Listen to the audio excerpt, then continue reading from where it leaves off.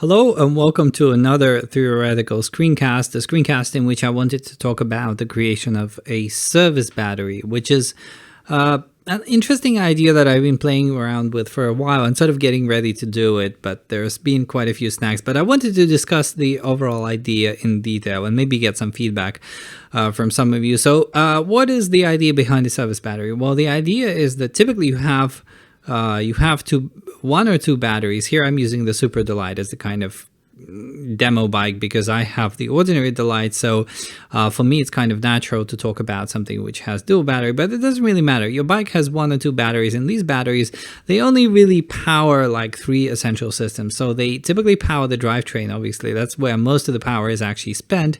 They also power the little display and all the control electronics. The display probably doesn't eat that much power, especially now that we don't have nice color displays like the Bosch Nion. We just have the simpler ones like the Intuvia, the Kiox, that sort of thing. And then you can power the light. Now, the light is typically fairly weak, so typically you would expect a 12-volt light. There are exceptions, though. So, for example, the Supernova Pro will basically take up whatever you have. So if you have 36 volts, that's exactly what it's going to take, and that's what it will use to sort of spend on the light. Obviously it will throttle it, so the actual light will get quite hot because it's going to kind of downcast the, if you will, the power, but still it's going to be quite a lot of light anyway. The fourth thing that I should probably mention is that typically you have a tiny little USB output. So somewhere on the bike computer you would have a small USB 5 volts, and typically the power you get is about 500 milliamp hours, which is really not a lot. It's not enough to power the modern phones. It's not enough to power an action camera. So it's there to provide some supplementary charging when you've got the phone plugged in. So the phone will not drain as quickly, but it will still drain throughout the day. And if you're using something like GPS on your phone, then your phone is still going to drain very quickly. So that's pretty much all that you get from these batteries, and it's pretty much impossible to get anything else, in the sense that there is a direct power output here that you can probably patch to and draw some sort of power. But why would you want to? I mean, speaking of the drivetrain, some people think that 1 kilowatt hour is a lot. In actual fact, it's not. And once you start getting this kind of power, what you end up doing is you end up driving in at least tour mode and possibly even the sport mode, or what's now called the EMTB mode, simply because you want that extra power, extra speed, and so you kind of spend that power anyway. So the question is, well, what can you do to get more power apart from buying extra batteries and carrying them with you, which is a possibility, by the way. But there is a sudden downside to carrying anything on most bikes, including this particular bike, and that is the very uneven distribution of weight. And that's something that's been bothering me for a while, especially since I have cargo bikes like the Salsa Black Boro, where this distance is massive on cargo bikes. So the wheel can sort of start right about here, and here you just have this empty space, and so the weight distribution is much better. But on most e-bikes nowadays, the weight distribution is pretty terrible, meaning that if you have let's just try to highlight the weight. So the primary weight is the two batteries. They are both about 2 kilos each. And then you have the motor, which is about, well, it used to be 4 kilos. I guess now it's like 2.5 or something. That also weighs down here. You have the rider, which is, of course, anything up to 100 kilos, which weighs down here. And then you have the pannier. So you might have another, 20 kilos. And I actually do have a third battery. So in my panniers, among other things, I would have a third battery, so that's another 2 kilos. But I will also have things like bottled water and an extra change set of clothes, for example, and just extra stuff, maybe some food. So all of this kind of weighs down, and what you end up having is you end up having all of that weight, which, even though there is a suspension here, there's rear suspension, it basically it basically puts tremendous weight on the rear wheel. So the rear of the bike is very heavy. The front of the bike is absolutely fine. There is no real pressure on this wheel, which is why, for example, Risa Miller can just go ahead and jump from 100 mil travel to 140 mil travel, because basically whatever you do, you're not going to damage the bike. You're not going to put too much strain on the headset here, because well, it's there isn't much weight on here anyway. And so my idea of a service battery is both to get more power, and I'll explain what that power is actually for, but also to improve weight distribution, to somehow get more weight here on the front of the bike and make it more even. So what can we actually do? What can we do here in terms of the battery? Well, my idea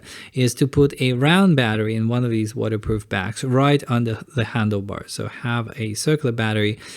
So the idea is that since we're going to be probably making this out of 18650 cells, the idea is you have a round profile where you basically have your 18650 cells. I don't know what configuration they will be, and it doesn't really matter. And then you would have a tube which is similar to the power tubes, except it's going to be like perfectly round. And basically the main one of the advantages is it's going to be certainly more affordable than the kind of batteries that Bosch gives you, because the price of a Bosch battery is about, what is it, 500, 600 euros, shall we say. Now, a single cell costs 3 euros.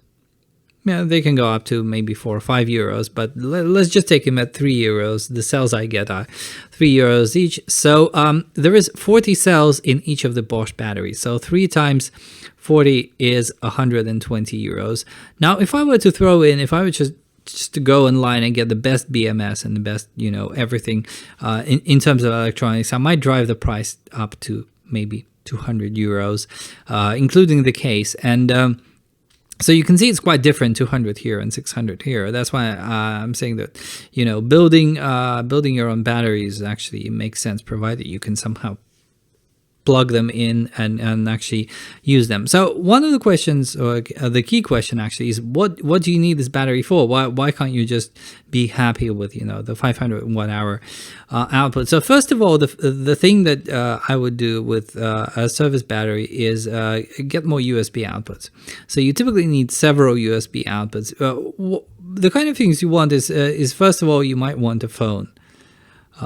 Just continuous power to the phone to avoid draining, basically. So your battery will not drain, because if you use something like Maps.me or any kind of GPS system, the phone will just die. Even with 500 milliamp hours being fed into the system, the phone will just drain completely. So you want the phone, you want maybe 1 milliamp hour, maybe more than 1, maybe 2 milliamp hours. No. Amp hours without the milli part, obviously, or 2000 milliamp hours or 2 amp hours. So that's what you want. You might also want to power an action cam, or you might want to power the stabilizer for the action cam. Now, I gotta sort of confess a few things here. So first of all, the stabilizers don't actually work that well on bikes. Like if you stick it on your helmet, it might work okay. If you stick it on a bike, like especially those stabilizers where you have you have the tube, and then you have the stabilizer going like this, and then you have the camera here. These don't work really well on bikes.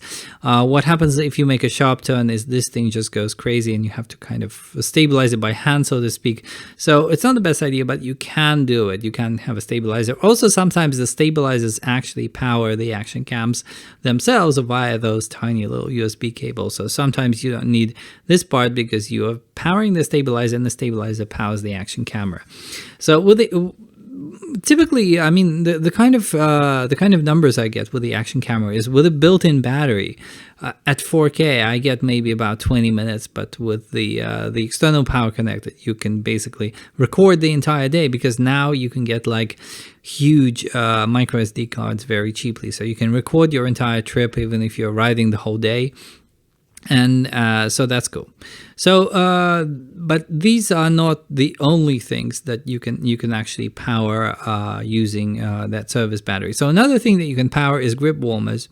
So if you live in an area where it gets cold, especially during the winter, grip warmers Grip warmers are actually cool. They're not perfect though. You have to understand the grip warmers do work. So typically what you do is you can grip warmers, you can get USB ones. So you can get USB. I don't know how many amps they actually consume, but you can get USB grip warmers, and they will keep your hands warm. But there are a few important kind of downsides. So if you think about your hand, the inner side of your hand is going to be warm. The outside of your hand, especially if there's wind going in front in your face and stuff, is going to be cold. So it's a really weird feeling. It's like having your hand microwaved or something. But the grip warmers are cool anyway. They're just a really cool thing regardless, and certainly on the side of on the nights when it's not like freezing cold but it's reasonably cold, you can wear some gloves for protection, and then you can also use grip warmers for the extra warmth. So they're really nice. They can just well, there are different solutions. Some of them are just like pads that go on top of your grips, and some of them can be put as circuitry underneath the grips, provided your grips can conduct heat, which most of the grips can in actual fact. So you can use this. You can use the secondary battery to power this.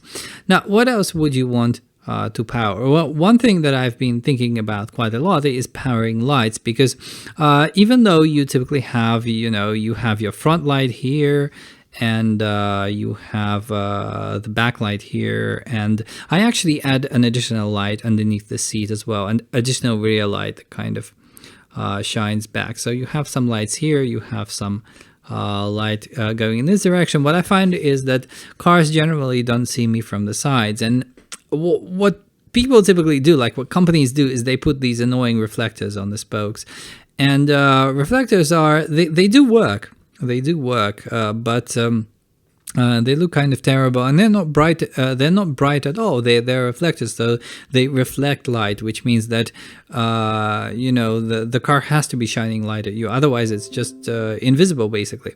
So one thing you can do, and I've seen this, I've seen people online do this, is use weatherproof LEDs, weatherproof LED strips, and just generally coat certain parts of the bike. So that is what I would try to do, at least on the rear. So the light, for example, has a really interesting design, because the tubes of the rear rack are actually hollow. There's actually a cable that kind of exits from the frame here and goes into the rear rack. So what you can do is you can just run some sort of weatherproof LED cable around the perimeter, maybe here, maybe even down below. That's also a possibility, because it's part of the sort of fixed part of the frame, and you can make some sort of contour here that you can switch on and off in terms of LEDs. By the way, it's worth mentioning how LEDs work specifically, because that's actually important. So LEDs do not really allow you to make any color. If you've heard about the term RGB lights, like RGB LEDs, they are RGB only insofar as they have diodes for red, green, and blue. So you basically have red, green, and blue diodes. You have some resistors here in the middle. So you have the red diode, the green diode, and the blue diode. So you can have typically when you buy this, like for the home or for the outdoors, it's a three-part system. You have the RGB strip, and by the way, these strips they are sometimes you can cut them. So sometimes you have contacts on both sides, and they tell you that you can use scissors to basically cut across and position the second strip somewhere else and just connect them together. So that's a possibility. But you have to understand that when you're looking at them with your eyes, you're only going to see red, green, and blue LEDs. You're not going to be able to see the color yellow or the color purple. So you only get to see those colors when this is reflected off. For example, like if you have a ceiling, which is, just some sort of ceiling where the LEDs are hidden behind the ceiling and they reflect on the ceiling, then yeah, you're going to see everything. But in an ordinary setup, you're not going to be able to see much. So the RGB stuff, you basically just turn on the red diodes or the green or the blue, and that's pretty much it. Or you can get them to cycle somehow, if that's what you want. Now, what you can do is you can get plastic, you can get RGB strips with plastic covers, which try to somehow diffuse those colors and somehow blend them together. So that might be a possibility. But anyways, this is part one. The second part is the controller. So the controller basically supplies the power to the red, green, and blue diode. So you effectively have four wires. You have the wire for the red, the green, the blue, and the voltage wire, and that's pretty much it. And on the other side, you have power.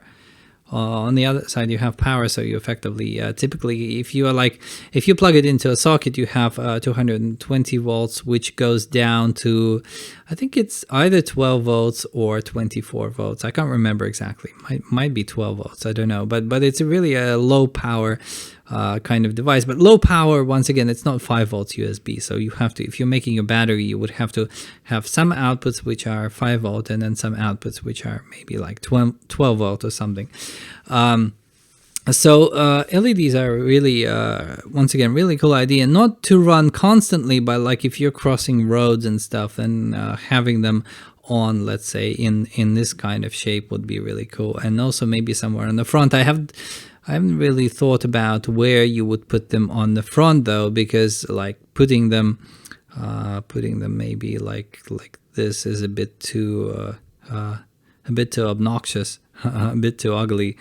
But I don't know. At least having them on the back will mean that you have better visibility than with just reflectors, because reflectors aren't really a guarantee of anything, and they also sometimes they fall off and your bike can like chew. In my case, I had the bike like chew up a reflector. It just unfastened itself from one of the spokes and started sort of hitting everything inside the wheel, and it wasn't at high speed, luckily, but it was reasonably annoying. So that is another thing that you can use to power the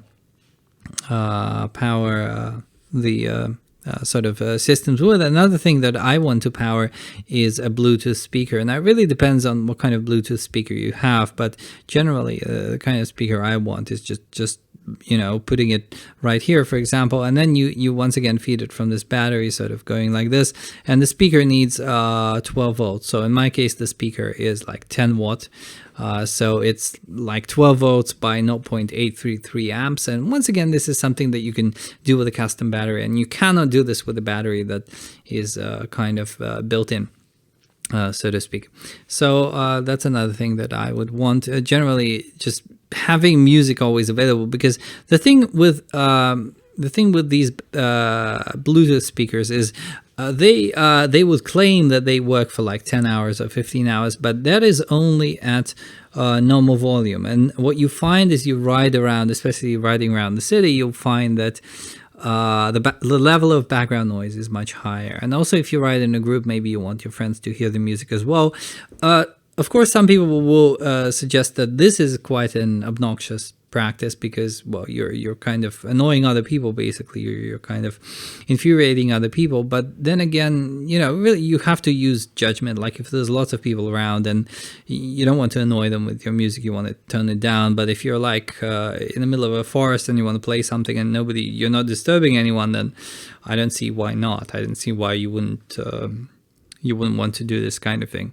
So these are some of the ideas for where you would use the extra power. Obviously, that there are lots of additional kind of stuff that you might want to do, like having walkie-talkies that are constantly being charged and stuff like that. But I'm mentioning some of the things that I personally would want to have. So things like the phone, action camera, grip warmers, some extra visibility, some extra lights. And by the way, if you're what I see nowadays, and we're looking at Reese Miller here, which is of course a pretty good bike in the sense that it comes with some sort of built-in light, but this would be like a Supernova Mini. If you want the Supernova Pro,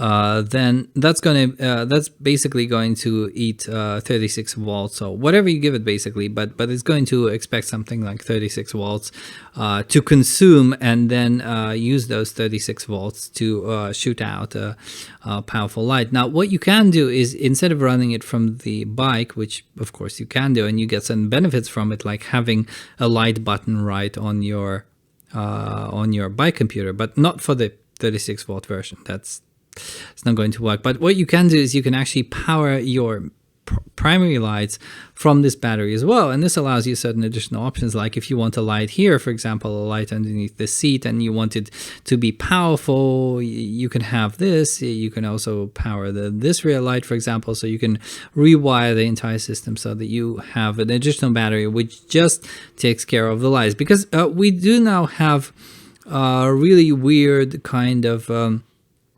really bizarre kind of requirements for the drive systems. Like, for example, now if you take a Bosch powered bike and you turn it off, the rear light will actually keep shining for, I don't know, I think it's like a minute or something. The rear light will be shining.